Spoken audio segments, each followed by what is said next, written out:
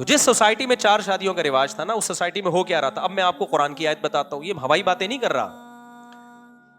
پہلے ایسا ہوتا تھا کہ قرآن مجید میں سورہ بقرہ میں اللہ نے پابندی لگائی ہے کہ جو عورت بیوہ ہو جائے تم عدت کے دوران اس کو نکاح کا پیغام نہیں بھیج سکتے. سوال پیدا ہوتا ہے بھائی بیوہ کو کون بھیج رہا ہوتا ہے جو اللہ کو پابندیاں لگانی پڑی ہے؟ بھائی کوئی بھیج رہا ہوتا ہے آج؟ اللہ کہہ رہے نہیں بھیج سکتے. کواروں پہ بھی پابندی لگا رہے اللہ. پھر اللہ کہتے ہیں علیم اللہ انکم ستذکرونہن، ہمیں پتا ہے کہ ہم جب تمہیں پابندی لگا رہے ہیں نا کہ کوئی عورت بیوہ ہو جائے تو عدت کے دوران پیغام نہ بھیجو، اس حکم پر عمل کرنا تمہارے لیے بہت مشکل ہے. نہیں آئی بات؟ کیوں مشکل ہے بھائی؟ تم سب چاہو گے میں پہلے بھیج دوں، میں پیغام بھیج دوں، میں پیغام بھیج دوں، کیونکہ اتنے پیغام آئیں گے تمہیں ڈر ہوگا کہ یار ایسا نہ ہو کسی اور نے پہل کی اور ادھر عدت پوری ہوئی اور فوراً اس نے کہیں اور ہاں کر کے شادی کر لی اور دل کے ارماں آنسو میں بہہ گئے اور بالآخر ان کے بچے ہم کو ماموں کہہ گئے. بیوہ کے بارے میں ہے یہ آیت. نہیں آئی بات سمجھ میں؟ تو اللہ کہتا ہے اللہ کو پتا ہے کہ یہ حکم تمہارے لیے بہت مشکل ہے، کیوں کمپٹیشن اتنا چل رہا ہے مارکیٹ میں کہ تم نے ڈیلے کر دیا تو کوئی اور لے جائے گا. اس لیے اللہ نے فرمایا کہ ہم تمہیں ایک آپشن دیتے ہیں، ایک اجازت چھوٹ دیتے ہیں، وہ یہ ہے کہ واضح لفظوں میں نکاح کا پیغام نہ بھیجو، گول مول پیغام بھیج سکتے ہو، اشارتاً بات کر سکتے ہو، تاکہ ایسا نہ ہو کوئی اور تم پہ پہل کر جائے اور بعد میں تمہیں ندامت. گول مول پیغام کا کیا مطلب ہے؟ آپ پیغام بھجوا دیں کہ بھائی عدت پوری ہو جائے نا تو پوچھ لینا. آئی بات سمجھ میں؟ یا کوئی ہدیے بھیجنا شروع کر دو، اس کو پتا چل جائے کہ بھائی یہ شادی کے چکر میں ہے. تو قرآن بیوہ عورت کے بارے میں پابندیاں لگا رہا ہے کہ جلدی مت کرو. پھر اللہ کہہ رہا ہے ہمیں پتا ہے کہ تم کرو گے جلدی، برداشت مشکل ہے تمہارے لیے حکم پر عمل. کیونکہ عورت کا اس سے پتا چلتا ہے عورت مارکیٹ میں شارٹ تھی. دیکھو جب چینی مارکیٹ سے شارٹ ہوتی ہے، دکان پہ آتی ہے چینی، آنے سے پہلے لوگ کہہ رہے ہوتے ہیں وہ شامی بھائی، ہمارے چونکہ راشن شامی بھائی سے لیتے ہیں نا، شامی بھائی چینی آئے نا سب سے پہلے آپ نے کس کو بتانا ہے؟ مجھے بتانا ہے. اب ہماری سوسائٹی میں کیا ہو رہا ہے؟ اب تو بیوہ کیا کنواریاں بیٹھی بیٹھی بڈھی ہو رہی ہیں، اخباروں میں اشتہار دیے جا رہے ہیں، شادی دفتروں میں رابطے کیے جا رہے ہیں. وجہ کیا ہے؟ کہ عورت کی سپلائی زیادہ ہے، ڈیمانڈ کم ہے. جب چیزوں کی سپلائی زیادہ ہو، دیکھو پیپسی کی بوتلیں جب زیادہ نکل آتی ہیں اور پینے والے کم ہوتے ہیں تو پیپسی والی کمپنی اپنی بوتلیں بیچنے کے لیے انعامی اسکیمیں نکالتی ہے، 4 بوتلوں پہ 5ویں فری. تو اب عورت مارکیٹ میں اتنی بڑھ گئی ہیں، نکاح ہو نہیں رہا، مردوں نے شادیاں کرنا چھوڑ دی ہیں، تو اب ڈی ویلیو ہو گئی ہے. اب تو یہ ہے کہ مہر وہر گیا تیل لینے، 20-25 ہزار مہر ہوتا ہے، خلا میں مہر دے کے کرے گی کیا؟ وہ کہتے ہیں خلا میں نا. اب آپ غیر مسلم کو بتائیں نا کہ مرد یہ کہتا ہے کہ خلا کی رقم واپس کرو تو میں خلا دے دوں گا، جب پتہ چلتا ہے 25,000 تھی تو کیا ہو گیا بھائی؟ 25,000 دے کے کیا ہو گیا؟ تو یہ خلا والے حکام بھی سمجھ میں نہیں آئیں گے، کیونکہ پہلے 25-30 ہزار مہر نہیں ہوتا تھا، بہت بڑی بڑی مہر کی، کیونکہ حصول مشکل تھا نا. آج جو ہم نے آیتیں پڑھی ہیں اس میں اللہ نے کیا فرمایا؟ ان تبتغوا باموالکم، کمپٹیشن اتنا ہوگا تو مال کے ذریعے رشتہ طلب کرو، مہر کی آفر کرو. ایک عورت کے پاس 10 رشتے ہوں گے نا، سارے اچھے ہیں، تو مہر جو زیادہ دے گا عورت اس سے نکاح کرے گی. بھائی سارے ایک جیسے ہیں، تو کیا دے رہا ہے؟ وہ بحریہ ٹاؤن میں تجھے 2 پلاٹ دے رہا ہوں، کہہ رہا ہے میرا میں 3 لکھواؤں گا تیرے نام. ایسی صورت میں جب عورت خلا مانگتی ہے نا، آدمی کہتا ہے یار نہیں رہنا چاہتی تو میرے 3 کروڑ کے 6 کروڑ کے پلاٹ تھے وہ مجھے واپس مل رہے ہیں، تو پھر اس کی وہ دے گا، اس کا باپ بھی دے گا خلا، اور نہیں دے گا تو نہ دے. وہ کہتا ہے چھوڑو پلاٹوں کو یار، مجھے بیوی زیادہ محبوب ہے. تو یہ اس کے پاس آپشن ہے. آج خلا کے مسئلے سمجھ میں اس لیے نہیں آ رہے کہ وہ پیسے کتنے دے رہی ہے، وہ 25,000 میں بیوی چھوڑے گا؟ نہیں آئی میرا خیال ہے بات سمجھ. 25,000 میں 3 گٹکے نہیں آتے آج کل، بیوی مل رہی ہے 25,000 میں. یہ میں تو نکاح پڑھاتا ہوں نا، جو جہیز آ رہا ہے وہ کروڑوں کا آ رہا ہے، اور مہر کیا ہے؟ 20,000 25,000 30,000 40,000. یہ پہلے نہیں ہوتا تھا، آج بھی اربوں میں نہیں ہے. اب آپ اگر زیادہ مہر رکھو گے نا تو لڑکا کہے گا میں نہیں دے رہا، تو لڑکی والے کہیں گے ہمیں اتنی مشکل سے ایک انسان کا بچہ ملا تھا وہ بھی گیا، کوئی بات نہیں، تو 25 نہیں تو 10,000 دے دے شادی. ان کو تو اب تو الٹا سسٹم ہو گیا ہے نا.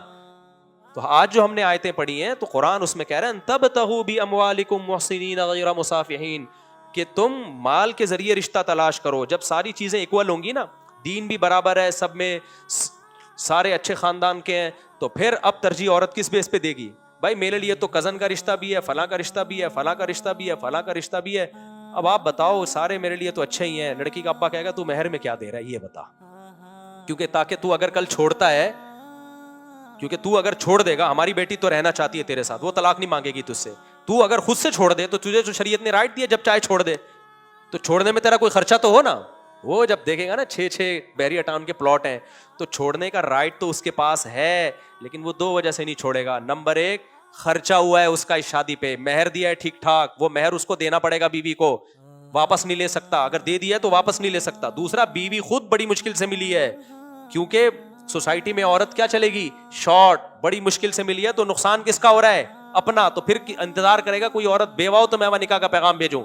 تو ہمیشہ چھوڑنے کا رائٹ اس کو دیا جاتا ہے, چھوڑنے میں جس کا نقصان ہو. تو اسلام میں یہ مانا گیا ہے کہ طلاق دینے میں عورت کا نقصان نہیں ہے.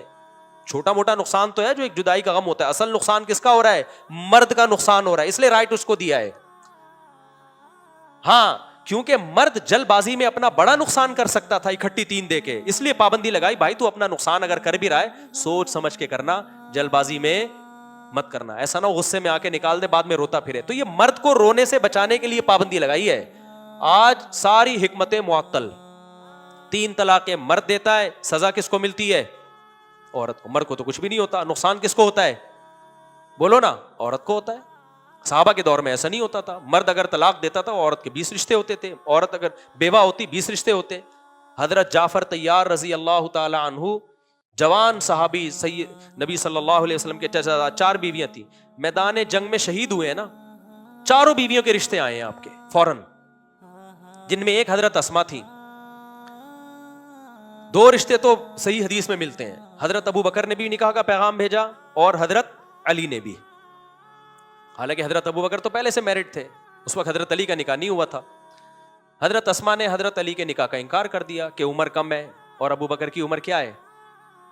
ان کو رشتہ تلاش نہیں کرنا پڑ رہا, رشتے آ رہے ہیں, سلیکشن کرنی پڑ رہی ہے کہ اچھے اچھے رشتے آئے ہیں. ابو بکر اور علی سے اچھا کوئی ہو سکتا ہے, بولو نا کیا ہو گیا. عرب ہیں, قریشی ہیں, ہاشمی ہیں, عرب کے سرداروں میں سے ہیں, اتنے عظیم رشتے آ رہے ہیں بیوہ عورت, بیوہ خاتون کے لیے. وہ سلیکٹ کر رہی ہیں, رشتے تلاش نہیں کر رہی. ایک ضعیف حدیث بھی میں نے بہت تلاش کی, مجھے نہیں ملی کوئی ضعیف, صحیح تو دور کی بات, جس میں کوئی صحابی نبی کے پاس آئے ہوں اور عرض کیا ہو, یا رسول اللہ میرے گھر میں بیٹیاں بڑی ہو رہی ہیں, ان کے لیے رشتے نہیں ہیں, آپ دعا فرما دیں. ایک روایت بھی نہیں ملتی ہمیں. شیخ عبد الفتاح ابو غدہ ایک عرب عالم تھے, کئی سال پرانی بات ہے, ادھر بیت المکرم میں ان کا بیان ہوا, کسی نے پرچی لکھ کے دی کہ حضرت میری بیٹیاں ہیں, ان کے رشتوں کے لیے دعا کریں. وہ حیران ہو گئے, کہتے ہیں میں نے زندگی میں پہلی مرتبہ ایسی پرچی دیکھی ہے جس میں کوئی بیٹی کی شادیوں کے لیے دعا کی درخواست کر رہا ہے. کہہ رہا ہے ایسا تو بہت ہوتا ہے, میرے بیٹے جوان ہو گئے, رشتے نہیں مل رہے, بیٹے کے لیے دعا کریں. ایسا میں نے فرسٹ ٹائم سنا. ہو گیا نا, یہ کیا ماحول ہے یہاں پہ, ایسا کیوں ہو رہا ہے. نہیں آئی میرا خیال ہے بات. تو حضرت اسما کی نے نکاح کر لیا حضرت ابو بکر سے. جب حضرت ابو بکر کا انتقال ہوا تو حضرت علی نے دوبارہ نکاح کا پیغام بھیجا. اس وقت حضرت فاطمہ کا بھی انتقال ہو چکا تھا, تو انہوں نے اب نکاح کی پیشکش قبول کر لی, تو دوبارہ شادی ہو گئی. آپ صحابیات کے واقعات اٹھا کے دیکھیں, شوہر میدان جنگ میں شہید ہوا, کہیں اور شادی کر لی, وہ دوسرا شہید ہوا, کہیں اور شادی کر لی, تیسرا شوہر شہید ہوا, کہیں اور شادی کر لی. دھڑا دھڑ, ان کا کوئی مسئلہ ہی نہیں تھا, اور ایک سے بڑھ کر ایک رشتہ آ رہا تھا ان کے لیے. ایسے موقع پہ اتنی مشکل سے آپ کو عورت ملی ہو تو آپ کو شریعت پابند کر رہی ہو اکٹھی 3 نہیں دینی, اور حالت حیض میں نہیں دینی, اور جس طہر میں آپ نے ہم بستری کر لی اس میں نہیں دینی. آپ کہیں گے میں نے دینی نہیں ہے. صحیح ہے, میں پاگل ہوں, میں کیوں دوں گا بھائی. میری ماتحتی سے ایک عورت کو نکالا ہو, پھر میں دوبارہ سے اتنا مہر کہاں سے لاؤں گا, کیونکہ مہر بھی ٹھیک ٹھاک ہوتا تھا. کیونکہ اس وقت عورتوں کے نخرے ہوتے تھے, لڑکیوں کے باپوں کے نخرے ہوتے تھے. بھائی ہمارے لیے رشتوں کی کمی نہیں ہے, نخرے لڑکیوں کے باپوں کے ہوتے تھے. اور آج بھی افغانستان میں جہاں 3-4 شادیوں کے رواج ہے, آپ وہاں جا کے دیکھو.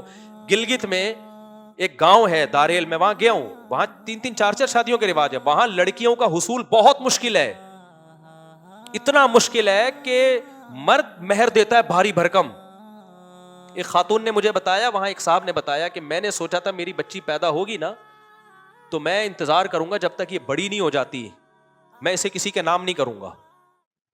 کہہ رہے جو میرے بچی پیدا ہوئی ہے, میری خالہ پھپھی ہمارے بیٹے کے نام کر دو, ہمارے بیٹے کے نام کر دو. ویسے بڑی جب ہوتی, ابھی شادی نہیں کر رہے, یعنی نام کرنے کا مطلب بالغ ہو کے ابھی سے وعدہ کرو ہمارے بچے کو دو گے.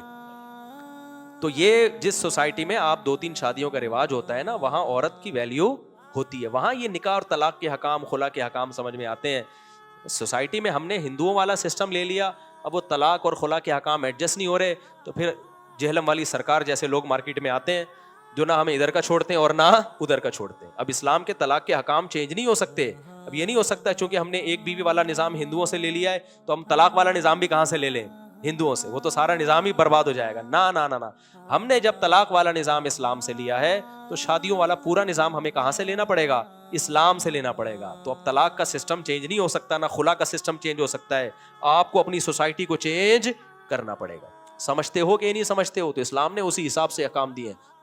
تو اور اسی سے حضرت حسن کا جو کثرت نکاح والا معاملہ ہے نا, جو میں نے بیان کیا تھا کہ حضرت حسن نے بہت نکاح کیے کثرت سے اور طلاقیں دی ہیں, پھر نکاح کیے.